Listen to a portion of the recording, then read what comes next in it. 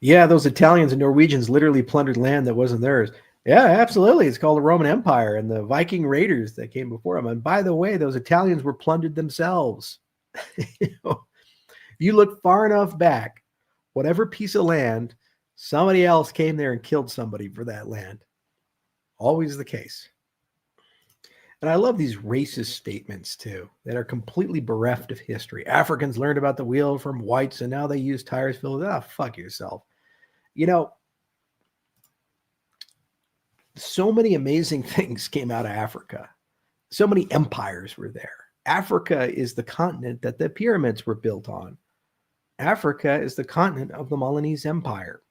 There's all this amazing stuff that happened. 10,000 plus years of history there. And people had to survive some of the harshest terrains, and they had to deal with malaria, and they had to deal with all kinds of stuff.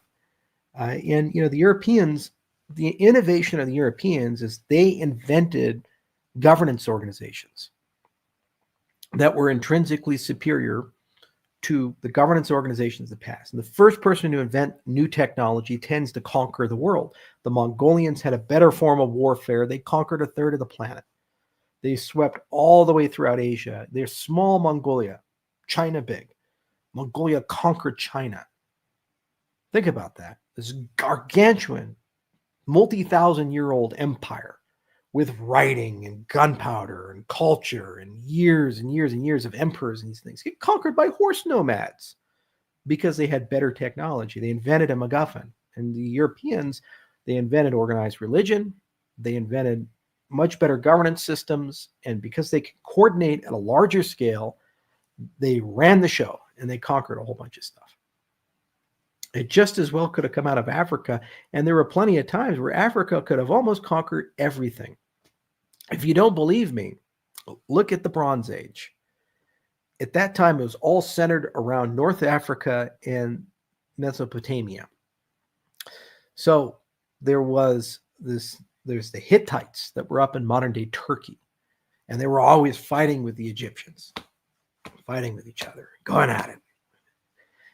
And one of the pharaohs died, and his wife knew that the pharaoh's son was planning to kill her and take over Egypt. So she reached out to the Hittites and said, let's have a political alliance.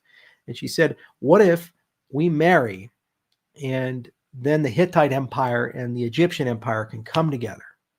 And the Hittite king said, oh my gosh, that's a great idea. If we do that, no one can stop us. So he sent his son down, and unfortunately his son died in transit. And everybody took it as a bad omen and created a conflict between Egypt and the Hittites, and it led to the decline of the Hittite Empire. Now, let's say the ship arrived and the marriage actually happened. Egypt and the Hittites together. They would have conquered all of Mesopotamia. Okay, so they'd had Babylon, Sumeria, all this stuff. Then they would have gone to Minoans, which were the Proto-Greeks, and conquered the Greeks. Then they would have gone westward and conquered all the barbarian tribes in Italy and Spain and spilled throughout all of Europe. Now, the Egyptians and the Hittites were technologically super advanced, relatively speaking. It took over 1,000 years to match them. They had advanced warfare. They had iron, they had coinage, wheels, proto-batteries, advanced construction techniques. My God, they built the fucking pyramids. Okay, these guys were ballers. Now, could you imagine a unified empire spilling all the way through? All of Europe would have been brown. And they would be 1,000 years ahead of where we're at right now. One shipwreck did all of that. And you go and say, oh, Western culture is so superior and all these other things. Everything always rests on a small thing. Always rests on one decision. Always rests on one guy doing it or one gal doing something. You don't believe me? Ask about Annie Oakley. So Buffalo Bill had a circus here in the United States of America. It was wildly popular. He'd go all around. And he had this one sharpshooter, a woman named Annie Oakley. And she had this very dangerous stunt where she would take a volunteer in the audience, and the volunteer would come over and put a cigar in his mouth, and she'd walk away about 50 feet, pull out a revolver, and shoot the cigar out of his mouth. So she went to Europe, and they toured all the way through Europe. And in the 1880s, they went to Germany, to Berlin, and a very young Kaiser Wilhelm II came out and was the volunteer for her stunt. So the Kaiser put a cigar in his mouth, and she aimed and shot it out. Now, if she had missed and killed the Kaiser, here's what would have happened. The Bismarck arm of the Germans would have taken over. There would have been probably no World War I, or it would have happened in a very different way than the World War I that we know. The Tsar would have not gotten involved.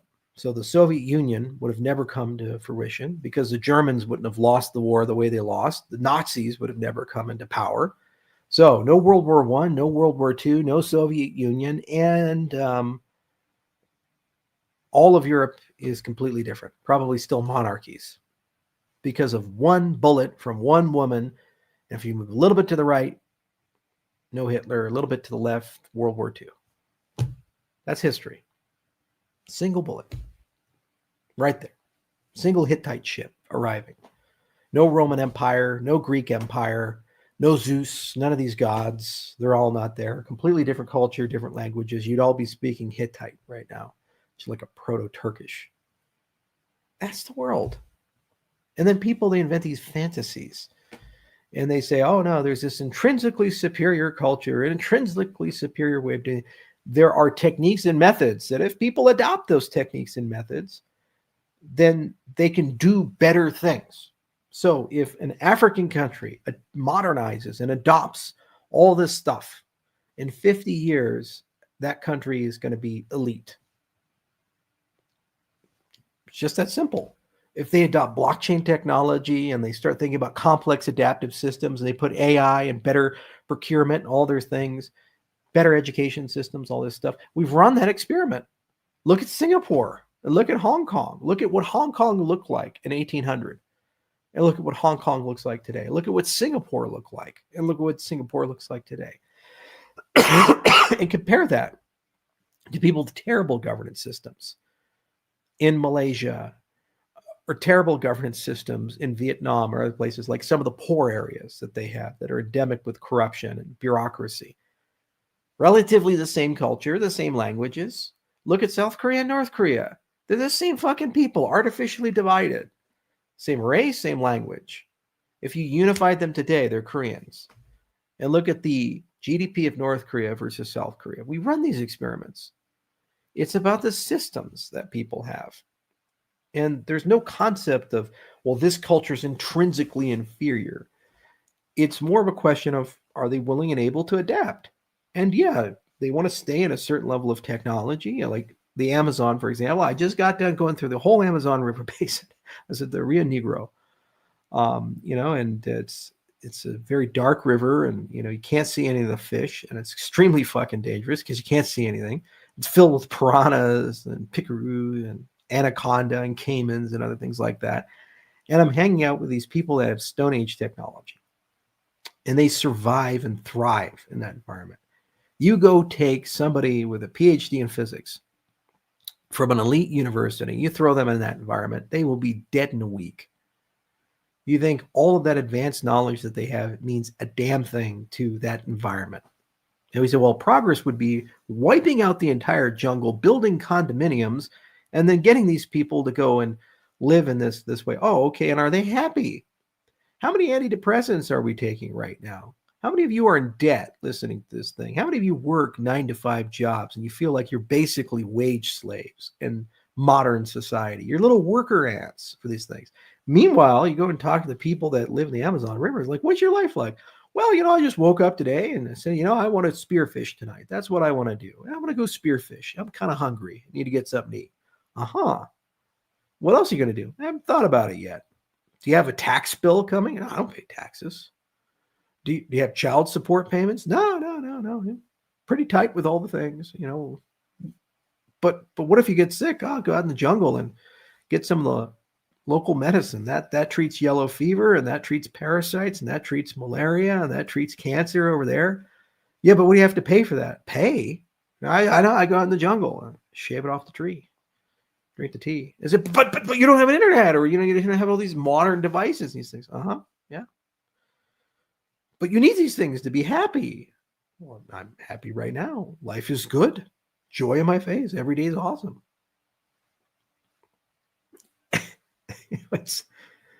This is the craziness of all of it. You know,